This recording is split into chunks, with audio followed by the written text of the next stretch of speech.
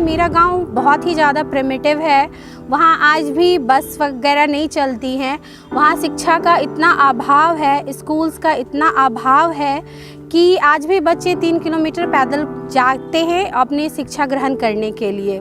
India के top institutions में पढ़ने के बावजूद भी 12th के बोर्ड एग्ज़ाम में मेरे 48 मार्क्स से ज़्यादा नहीं आ पाए थे और मेरा एडमिशन 3 अटेम्प्ट्स के बावजूद किसी IIT और NIT में नहीं हो पाया था। उस समय ऐसा लगा कि लाइफ ख़त्म सी हो गई। मैंने वो फेज भी अपने जीवन में देखा है जब लोग मुझे डम्ब कहते थे। सोसाइटी ने पूरी तरीके से कोशिश की थी कि मुझे ख़त्म करने की, अपने तानों से, अपने व्यवहार से, एवरीथिंग। मैं अपने गांव 1.5 साल 2 साल तक नहीं गई उस दौरान। उस समय जीने का मन नहीं कर रहा था। लोग मुझसे बात करना छोड़ दिए। दोस्त और जो रिलेटिव्स होते हैं उन्होंने भी बात करना छोड़ दिया। मेरे पापा पुलिस में हैं तो उनके पास उतना समय नहीं होता कि वो मुझसे रोज़ाना बात कर सके और मेरी भावनाओं को समझ सके। और मेरे भाई भी इतने छोटे थे कि वो नहीं समझ पाए कि मैं किस दौर से गुजर रही हूँ। उस वक्त ऐसा लगता था कि बस अब लाइफ ख़त्म है, यहीं मर जाना है और समझ में नहीं आ रहा था कि करूँ तो क्या करूँ। सोसाइटी वाले पापा से कहने लगे कि आपने बेटी को इतना बेकार ही पढ़ाया, कोई मतलब नहीं बनता है, कुछ तो हुआ नहीं उससे, शादी कर दीजिए। और इतना पैसे में तो उसकी डॉरी अच्छी खासी जमा हो जाती और अच्छे घर में उसका ब्याह हो जाता। और जब मैंने पापा से कहा पापा सिविल सर्विसेज की तैयारी करनी है तो उन्होंने मुझसे कहा कि ये तो बहुत टफ एग्ज़ाम है, तुमको लगता है कि तुमसे हो पाएगा? And that statement for me was like I was torn apart. मैं भी ये सोचती थी कि ऐसा मतलब सिविल सर्विसेज वाले क्या पता नहीं क्या खाते, क्या पढ़ते, कर लेते हैं और वो भी पहले प्रयास में। तो मुझे तो बहुत दूर सा लगता था, आसमान का ताड़ा छूने जैसा लगता था। लेकिन आज कर पाई हूँ तो लगता है कि हम इंसान ही होते हैं, बस हमारा जो प्रिपरेशन होना चाहिए वो राइट डायरेक्शन में होना चाहिए और एवरीथिंग इज़ पॉसिबल देयर।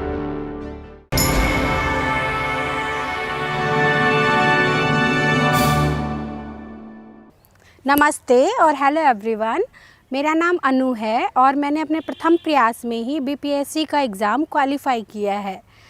आज मैं आपको अपनी जर्नी DKT के थ्रू शेयर करने जा रही हूँ।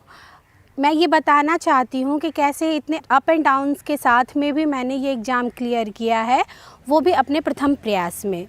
बिहार के सहरसा ज़िले से बिलोंग करती हूँ और वहाँ एक गांव है सितवाहा, मैंने वहीं से अपनी प्रारंभिक शिक्षा प्राप्त की है। उसके बाद मेरी स्कूलिंग जवाहर नवोदय विद्यालय खगड़िया से हुई है और 12th मैंने मिथिला पब्लिक स्कूल फॉरबिसगंज से कंप्लीट किया है। मैंने 2017 में जादवपुर विश्वविद्यालय से फूड टेक्नोलॉजी और बायोकेमिकल इंजीनियरिंग में अपना इंजीनियरिंग कंप्लीट किया है। कमिंग टू माई जर्नी, मैं स्टार्ट करना चाहूँगी अपने गांव से। मेरा गांव बहुत ही ज़्यादा प्रिमिटिव है। वहाँ आज भी बस वगैरह नहीं चलती हैं। वहाँ शिक्षा का इतना अभाव है, स्कूल्स का इतना अभाव है कि आज भी बच्चे 3 किलोमीटर पैदल जाते हैं अपनी शिक्षा ग्रहण करने के लिए।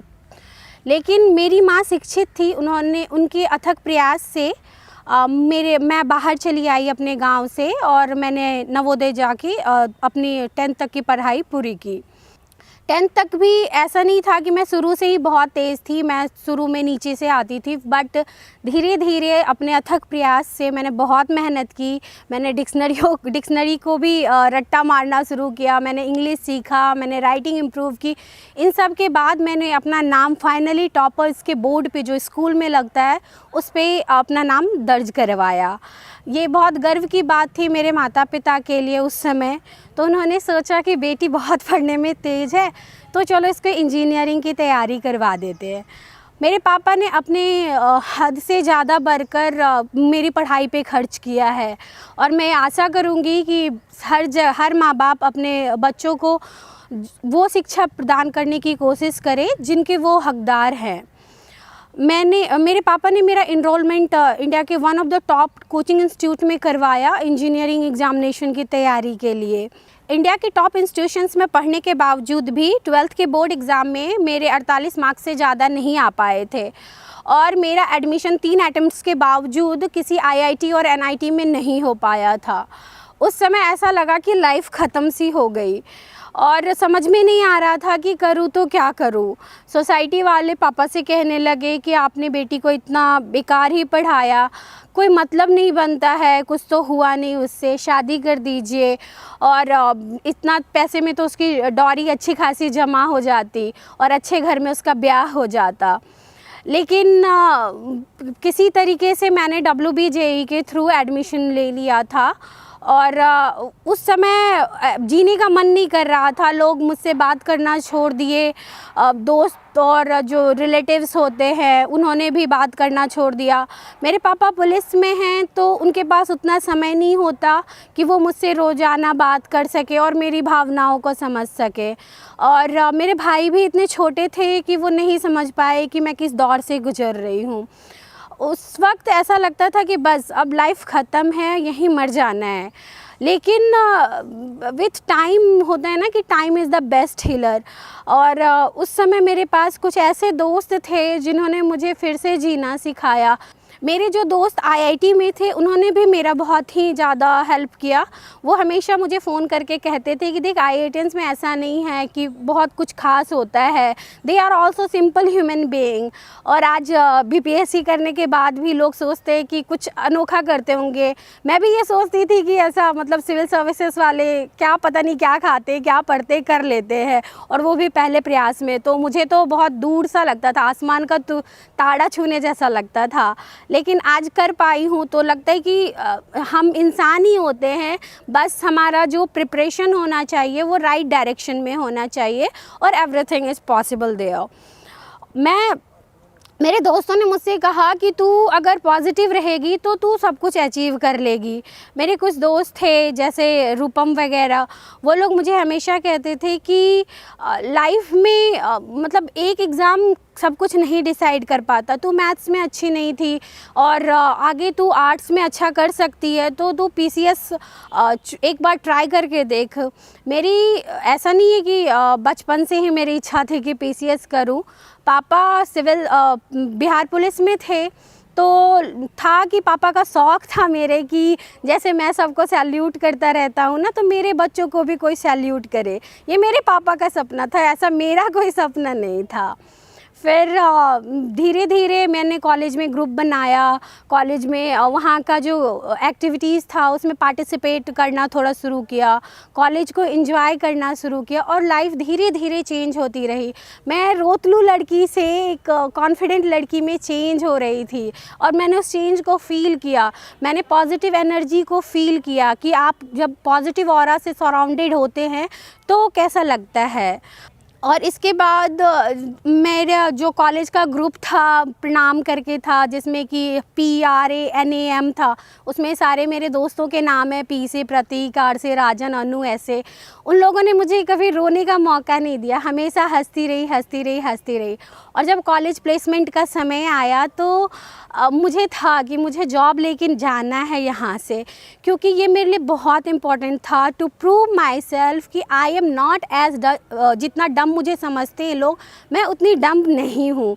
मैंने कॉलेज प्लेसमेंट लिया कि सॉफ्टवेयर कंपनी में मेरा प्लेसमेंट हुआ था, लेकिन मैं मूवी भी 1 घंटे ढंग से नहीं देख पाती हूँ लैपटॉप पे, मुझे इरिटेशन सी होने लगती है। तो मैंने ये सोचा कि मैं अपना जीवन भर एक डेस्क पे कैसे बिता दूँ, वो मेरे लिए नहीं पॉसिबल था। मैंने गट्स जुटाया और अपने दोस्तों से कहा कि यार PCS करने का मन तो है लेकिन क्या करूँ। तो उन्होंने मुझसे कहा कि देख, तू वैसे भी डम्ब है सोसाइटी की नज़र में, यू आर ऑलरेडी एट 0। तू फेल भी कर गई तो क्या होगा, कुछ नहीं होगा, बहुत से डम्ब की डम्ब ही रहेगी। और अगर तू पास कर गई तो तू सोच कितने लोगों को तू सीख दे सकती है कि मतलब आगे कोई भी बढ़ सकता है। तो और मैंने कहा कि पापा ने इतने पैसे तो ऑलरेडी खर्च कर दिए हैं, पापा कैसे मानेंगे कि मनाना है। तो मेरे दोस्त रूपम ने एक मुझसे बात कही थी, मुझे अभी भी याद है कि अगर तीर को बहुत आगे जाना होता है ना, तो उसकी जो कमान होती है ना, वो बहुत पीछे खींचनी होती है।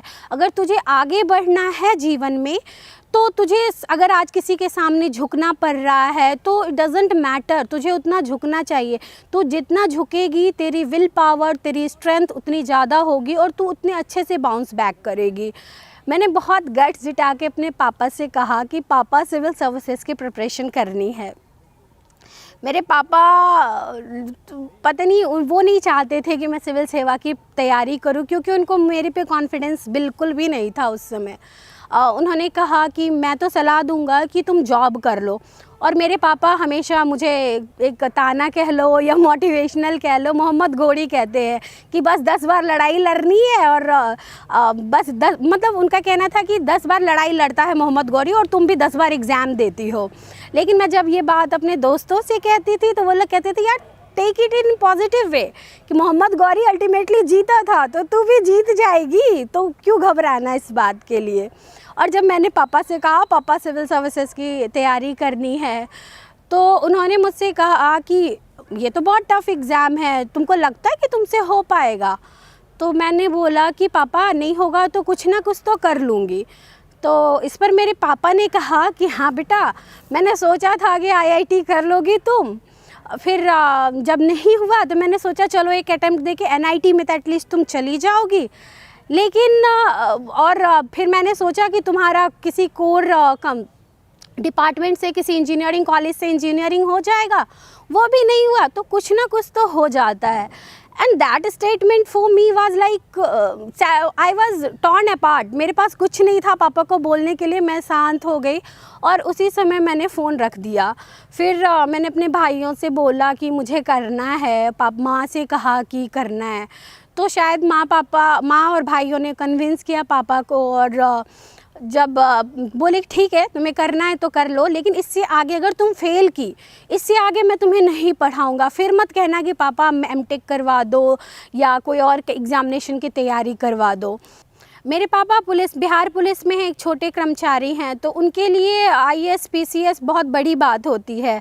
तो जब मैं यहाँ कोचिंग के लिए आई थी तो मेरे पापा ने कहा था कि IAS PCS बनना तो बहुत दूर की बात है बेटा, मेरे लिए तो कि मैं अपने बच्चों को PCS की तैयारी करवा रहा हूँ, यही मेरे लिए बहुत बड़ी बात है। और वो बात मेरे दिल में ऐसे मतलब घर कर गई कि नहीं करना है तो करना है। और जिस माहौल में मैं रहती हूँ वहाँ सब पुलिस ही रहते हैं। तो एक बार जब मेरा UPSC का प्रीलिम्स हुआ था तो मैं गई थी CDPO का पेपर देने के लिए। उसके बाद तो एक अंकल थे, उन्होंने मुझसे कहा था कि एक बिहार पुलिस के कांस्टेबल का बच्चा अगर IAS PCS बन जाता है तो वो तो आसमान में सीढ़ी लगाने के बराबर है। मुझे उस अंकल का नाम नहीं याद है, लेकिन उनकी बातें आज भी याद है। वो आँखों में जो चमक थी ना, वो आज भी मुझे याद है। तो हमें ये होता है ना कि कोई डेफिनेट सोर्स नहीं होता इंस्पिरेशन का, हम कहीं से भी इंस्पिरेशन अपनी ले सकते हैं। और मैं तैयारी करने में जुट गई और मैंने शिद्दत से तैयारी की, अच्छे से तैयारी की। और हुआ यूँ कि आज तक मैंने 7 प्रीलिम्स दिए हैं, मैं 6 प्रीलिम्स पास की हूँ। एक प्रीलिम्स का रिज़ल्ट पेंडिंग है और अभी मैंने BPSC क्लियर किया है फर्स्ट अटैम्प्ट में। और जहाँ तक रही BPSC की जर्नी, तो मैंने कोई स्पेसिफ़िक तैयारी नहीं की थी BPSC के लिए। मैंने UPSC के लिए जो पढ़ा था उसी से मैंने अपना काम चलाया था।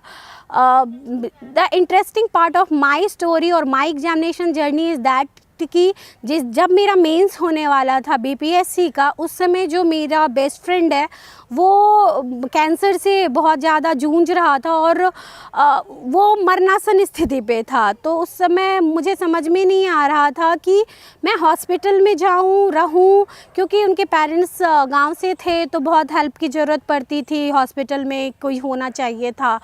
तो मुझे समझ में नहीं आ रहा था कि मैं हॉस्पिटल में रहूं या अपनी मेंस की तैयारी करूं, क्योंकि प्रीलिम्स का रिज़ल्ट अनाउंसमेंट और मेंस के बीच में ज़्यादा समय नहीं था। मैंने अपने भाई को उस समय फ़ोन किया और पूछा कि भाई मैं क्या करूं, नहीं होगा तो मैं क्या करूंगी। तो मेरे भाई ने बहुत सिंपली जवाब दिया, दीदी तुम पढ़ा तो लोगी ना। मैंने बोला पढ़ा तो लेंगे, तो ठीक है ना, जीवन तो चल जाएगा। अरे जीवन से बेहतर मतलब बढ़कर कुछ भी नहीं है, गो और इसकी मदद करो अगर तुम्हारी ज़रूरत है तो। तो उस समय मुझे याद है कि मैंने बीपीएससी मेंस के लिए, मेरे पास एक किरण पब्लिकेशन की बुक थी, बस उसी से मैंने कुछ नोट्स बनाए हॉस्पिटल में रहते के साथ साथ, और मैं एग्ज़ाम देने भी हॉस्पिटल से ही गई थी। और शायद उसकी माँ बाप की दुआएं भी थी कि आज मैं यहाँ हूँ। मीन्स तो किसी तरीके से चला गया। और मेरी ट्रेजेडी यहाँ ख़त्म नहीं होती है।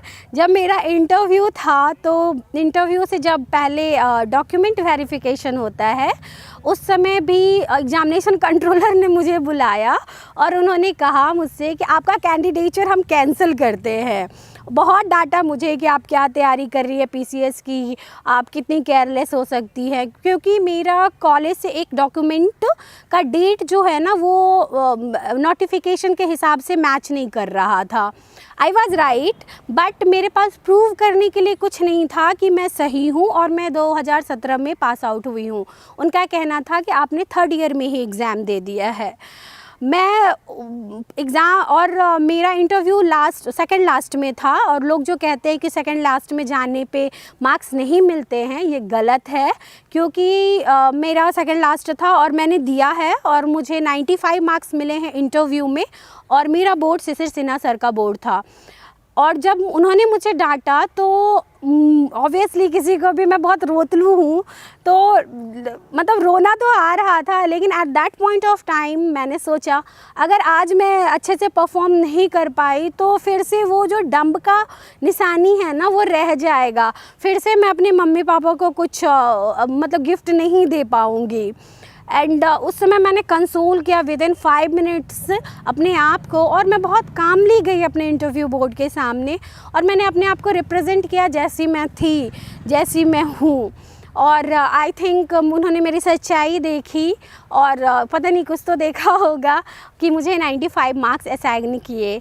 और अगर मेरा बस यही कहना है कि अप एंड डाउन्स हर किसी की ज़िंदगी में आते हैं, कोई ज़रूरी नहीं कि हर किसी की जर्नी स्मूथ हो, लेकिन इन अप एंड डाउन्स के बावजूद भी हम सक्सेस को अचीव कर सकते हैं, चाहे वो पीसीएस हो या आईआईटी हो या कुछ भी हो।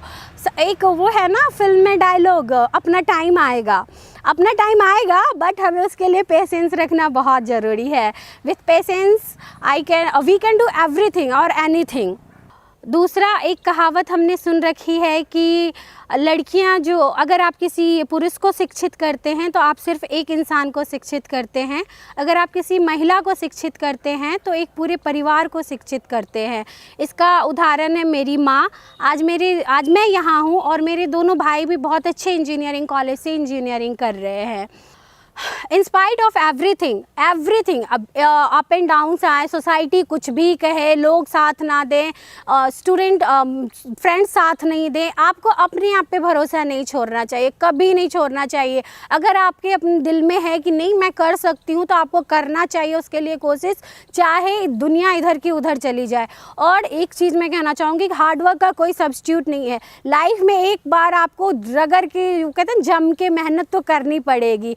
UPSC, BPSC, this are just a part of life, not end of life. और इन सभी एग्जामिनेशन के प्रोसेस में जो हम इंसान बनते हैं ना, वो एंड रिजल्ट से भी ज़्यादा बेहतर होता है। और अपनी जर्नी से मैं ये कह सकती हूँ कि शायद अगर मैं उस समय डिप्रेशन में नहीं गई होती, उस समय मैं फेल नहीं की होती, तो आज मैं बहुत ही दब्बू इंसान रहती, और शायद मेरे में पॉजिटिव एनर्जी नहीं रहती। थैंक्स टू दैट सर्कमस्टांसेस, जिन्होंने मुझे एक बेहतर इंसान, एक डिटरमिन्ड लड़की और एक पॉजिटिव लड़की बनने में मेरी मदद की है। और इस वीडियो के लिए मैं दिल्ली नॉलेज ट्रैक को बहुत धन्यवाद देना चाहती हूँ कि उन्होंने मुझे इस काबिल समझा कि मैं अपनी स्टोरी आप लोगों तक पहुँचा सकूँ। और अगर आप लोग इससे कुछ सीख पाते हैं तो यह मेरे लिए बहुत सौभाग्य की बात होगी। धन्यवाद।